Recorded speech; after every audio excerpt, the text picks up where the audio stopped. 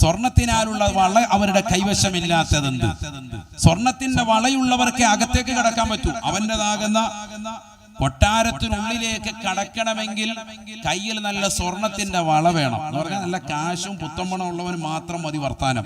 കുട്ടികൾ ആൺകുട്ടികളാണ് ജനിച്ചതെന്നറിഞ്ഞാൽ തനിക്ക് എതിരായി കുട്ടികൾ ജനിച്ചു വീണാൽ അവരെ പച്ചയോടുകൂടി കത്തിക്കുകയാ. അവരുടെ തല കൊയ്തെടുക്കാനുള്ള ഓർഡറാണ്. ബലം പറയാൻ അതിന് ചെറുപ്പക്കാരെ അതിനുവേണ്ടി തയ്യാറാക്കി വിടുന്നു.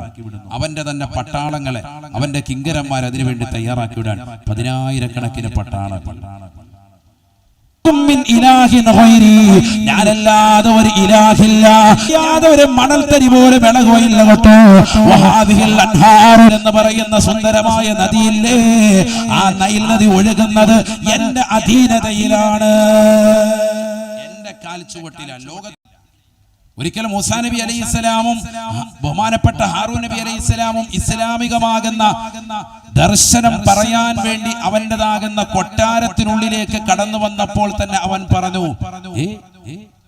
ഇവരുടെ കയ്യിൽ വളയില്ലേ? അസ്ഫിറത്തും മിൻ ദഹബിൻ, സ്വർണത്തിനാലുള്ള വള അവരുടെ കൈവശമില്ലാത്തതെന്ത്? സ്വർണത്തിന്റെ വളയുള്ളവർക്ക് അകത്തേക്ക് കടക്കാൻ പറ്റൂ. അവൻ്റെതാകുന്ന കൊട്ടാരത്തിനുള്ളിലേക്ക് കടക്കണമെങ്കിൽ കയ്യിൽ നല്ല സ്വർണത്തിന്റെ വള വേണം എന്ന് പറഞ്ഞാൽ നല്ല കാശും പുത്തമ്പണം ഉള്ളവന് മാത്രം മതി വർത്താനം. അല്ലാത്തവനൊക്കെ മാറ്റി നിർത്തുകയാണ്. ഖുർആനാണ്. അസ്ബിറത്തും മിൻ ദഹബിൻ, ഇവരുടെ കൈവശം സ്വർണത്തിൻ്റെതാകുന്ന വളയില്ലേ. മൂസാ നബി അലൈഹിസ്സലാമും ഹാറൂൻ നബി അലൈഹിസ്സലാമും പരിശുദ്ധമായ ദീനിൻ്റെതായ ദഅവത്തുമായി ഫിർഔനിൻ്റെതാകുന്ന അകത്തളത്തിലേക്ക് അവന്റെ കൊട്ടാരത്തിനുള്ളിലേക്ക് കയറി ചെന്നപ്പോ അവൻ ജനങ്ങളോട് ചോദിക്കുകയാണ്, സ്വർണത്തിന്റെ വള എന്തേ ഇവരുടെ കൈവശമില്ലാത്തത്? ഇത്തരത്തിലുള്ള ആളുകൾ എന്തിനാണ് എന്റെ അടുക്കലേക്ക് സമ്മതം നൽകിയത്, എന്നെ കാണാൻ വേണ്ടി കടന്നു വരുന്നത്? ഈ രീതിയിൽ അധർമ്മം വാഴ്ത്തിക്കൊണ്ട് ഏറ്റവും വലിയതാകുന്ന സവർണ വേദാപിത്തത്തിന്റെ ഉടമയായി ജനങ്ങൾക്കിടയിൽ ഭിന്നിപ്പിച്ച് ഭരിച്ചവനായിരുന്നു ഫിർഔൻ എന്ന് പരിശുദ്ധമായ ഖുർആൻ.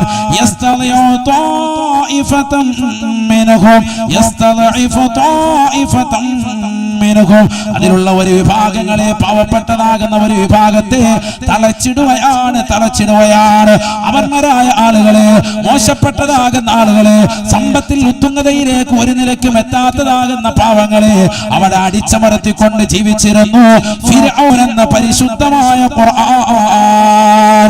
യുദബ്ബിഹു അബ്നാഅഹും വയസ്തഹീ നിസാഅഹും. ആ നാട്ടിലുള്ളതാകുന്ന പാവപ്പെട്ടതാകുന്ന കുട്ടികൾ ആൺകുട്ടികളാണ് ജനിച്ചതെന്നറിഞ്ഞാൽ തനിക്ക് എതിരായി കൊണ്ട് അധികാരത്തിന്റെ പരമോന്നത പദവിയിലേക്ക് ആൺകുട്ടി കടന്നു വരുമെന്ന് ജോത്സ്യൻ പറഞ്ഞതിന്റെ അടിസ്ഥാനത്തിൽ മൂസാ പ്രവാചകരെ ഒന്ന് കണ്ടെത്താൻ വേണ്ടിയുള്ള പരിശ്രമത്തിന്റെ പേരിൽ ലക്ഷക്കണക്കിന് കുട്ടികളെ കൊന്നൊടുക്കുകയാണ്. ആയിരക്കണക്കിന് മക്കളെ കൊന്നൊടുക്കുകയാണ്. ആൺകുട്ടികൾ ജനിച്ചു വീണാൽ അവരെ പച്ചയോടുകൂടി കത്തിക്കുകയാ. നഊദു ബില്ലാഹ്. അവരുടെ തല കൊയ്തെടുക്കാനുള്ള ഓർഡറാണ്. യുദബ്ബിഹു അബ്നാഅഹും. ആ നാട്ടിലുള്ളതാകുന്ന ആൺകുട്ടികളെ മുഴുവനും നിഷ്ഠൂരമായി കൊല ചെയ്യുകയാണ്, അറുകുല നടത്തുകയാണ്, അറുത്തുകളയാണ്. കഴുത്തറത്തങ്ങ് കൊന്നേക്കാൻ പറയും ചെറിയ കുട്ടികളെ. ജനിച്ചു വീണതുള്ളൂ.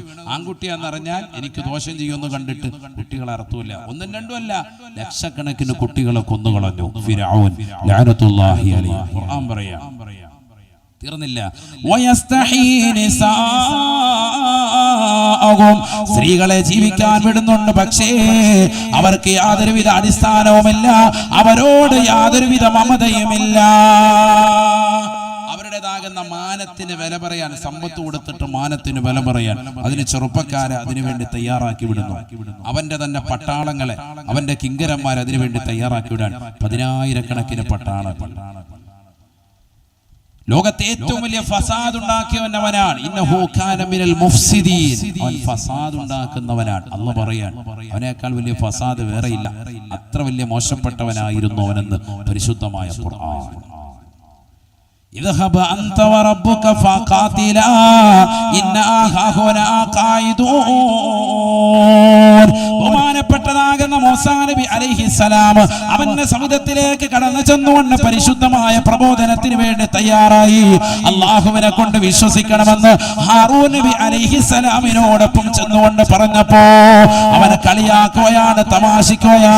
ബഹുമാനപ്പെട്ടതാകുന്ന മൂസാ പ്രവാചകരോട് അവൻ മോശമായ രീതിയിൽ പെരുമാറുകയാണ്. അല്ലയോ മൂസാ നബിയെ, അല്ലയോ മൂസാ പ്രവാചകരെ, നിങ്ങൾ എന്റെ അടുക്കലേക്ക് ദാവത്തുമായി കടന്നു വരേണ്ടതില്ല. നിങ്ങളെ കൊണ്ട് ഞാൻ അവിശ്വസിക്കുകയാ. അന റബ്ബുകുമുൽ അലാ. അവൻ ലോകത്തോട് വിളിച്ചു പറയുകയാണ്, ഏകാധിപത്യത്തിന്റെ ഭരണം നടത്തിയെന്ന് മാത്രമല്ല, നാട്ടിലുള്ളതാകുന്ന ആൺകുട്ടികളെ മുഴുവനും കുഴിച്ചു മൂടിയെന്ന് മാത്രമല്ല, അവിടെയുള്ള പെൺകുട്ടികളെ മോശമാക്കി ചിത്രീകരിച്ചു എന്ന് മാത്രമല്ല, സമ്പത്ത് മുഴുവനും കണ്ടുകെട്ടി എന്ന് മാത്രമല്ല, അഹങ്കാരത്തിന്റെ ധിക്കാരത്തിന്റെ വർത്തമാനത്തിന്റെ പരമോന്നത വർത്തമാനം അവൻ ലോകത്തോട് വിളിച്ചു പറയുകയാണ്. അന റബ്ബുകുമുൽ അലാ മാലകും മിൻ ഇലാഹിൻ ഗൈരി. പരിശുദ്ധമായ ഖുർആനിൽ പല സ്ഥലങ്ങളിലായി അല്ലാഹു രേഖപ്പെടുത്തുകയാണ്. അവൻ ജനങ്ങളോട് വിളിച്ചു പറഞ്ഞു അത്രേ, യാ അയ്യുഹൽ മലഉ, അല്ലയോ ഇസ്രായേലി ജനതേ, നിങ്ങൾ എന്നെ അറിയണേ, മാലകും മിൻ ഇലാഹിൻ ഗൈരി. ഞാനല്ലാതെ ഒരു ഇലാഹില്ല, ഞാനല്ലാതെ ഒരു ആരാധ്യ പുരുഷനില്ല, ഏകൻ ഞാനാണ്, ഞാനല്ലാതെ റബ്ബ് മറ്റൊരാളില്ല.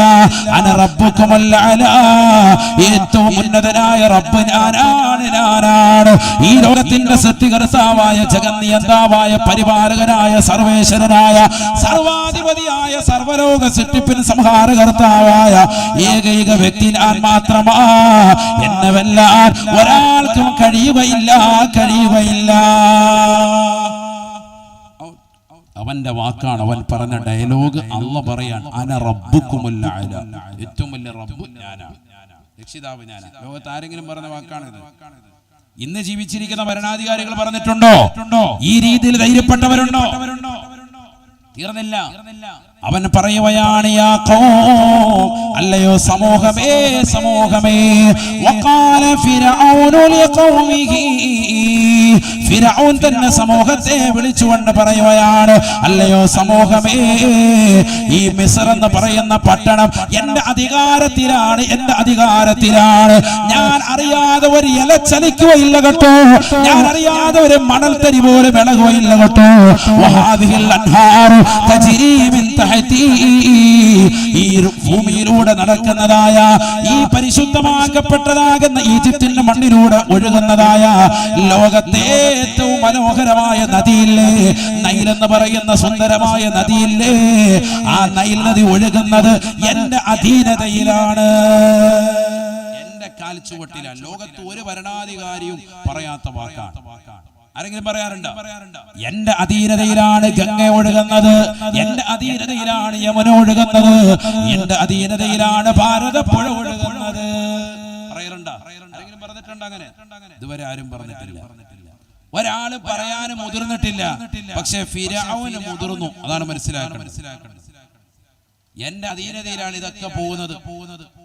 ലോകത്തെ ഏറ്റവും നീളം കൂടിയ നദിയാണ് നൈൽ നദി. അതിന്റെ ഉത്ഭവം ഇന്നും ശാസ്ത്രം കണ്ടെത്തിയിട്ടില്ല. പലതും പറയുന്നുണ്ടെങ്കിലും യാഥാർത്ഥ്യം ഇന്നും അതിന്റെ ഉത്ഭവം കണ്ടെത്തിയിട്ടില്ല. അതിന്റെ ഉത്ഭവം അർശിന്റെ താഴ്ഭാഗത്ത് നിന്നാണെന്ന് നബി മുഹമ്മദ് മുസ്തഫ. അവിടെയാണ് ദീൻ പഠിക്കൽ. ഇവിടെ നിരീശ്വരവാദികളും യുക്തിവാദികളും ഒക്കെ തളം കെട്ടി നിൽക്കുന്ന ലോകത്താണ് നമ്മൾ നിലകൊള്ളുന്നത്. പരിശുദ്ധ പ്രവാചകൻ പറയുന്നു, പരിശുദ്ധമാക്കപ്പെട്ടതാകുന്ന നൈൽ നദിയുടെ ഉത്ഭവം, അതിന്റെ തുടക്കം, എല്ലാ നദിക്കും ഒരു തുടക്കമുണ്ട്. എവിടുന്നാണ് അത് ഉത്ഭവിക്കുന്നത്? ഇന്ന നദി, നമ്മുടെയൊക്കെ നാട്ടിൽ ഒഴുകുന്ന നദി, അതിന്റെ തുടക്കം എവിടെ? എല്ലാവർക്കും അറിയാം. പക്ഷെ ഈ നദിയുടെ തുടക്കം എവിടുന്നാണെന്ന് ഇന്ന് വരെ ശാസ്ത്രം കണ്ടെത്തിയിട്ടില്ല. ഇത്രയേറെ വികസിച്ചു 2023 ചന്ദ്രയാനെ വീണ്ടും അയച്ചുകൊണ്ടിരിക്കുന്നു. എല്ലാ നിലയ്ക്കും വലിയതാകുന്ന വിക്ഷേപങ്ങൾ നടത്തിയിരിക്കുന്നതാകുന്ന ആളുകൾ ഇവിടെയുണ്ട്. ഇന്ത്യ രാജ്യത്തുണ്ട്. ലോകത്തിന്റെ പല ഭാഗങ്ങളിൽ വലിയ വലിയ ശാസ്ത്രജ്ഞന്മാർ നിരീക്ഷണ പരീക്ഷണ ഗവേഷണങ്ങൾ നടത്തിയിട്ട് പോലും കണ്ടെത്താൻ പറ്റിയിട്ടില്ല. അനുമാനമാണ്. ഇന്നത് അനുമാനിച്ച് പറയാൻ എടുത്തുന്നായിരിക്കാം. അതിന്റെ യഥാർത്ഥ ഉത്ഭവം ഉള്ളത് അർശിന്റെ താഴ്ഭാഗത്ത് നിന്നാണെന്ന് ഹബീബ് മുഹമ്മദ് മുസ്തഫ. ഭയങ്കര നദിയാണ് നൈൽ നദി, സാരല്ല. അല്ലാഹു നേരിട്ടൊന്ന് കാണാൻ അല്ലാഹു നമുക്ക് തൗഫീഖ് നൽകട്ടെ.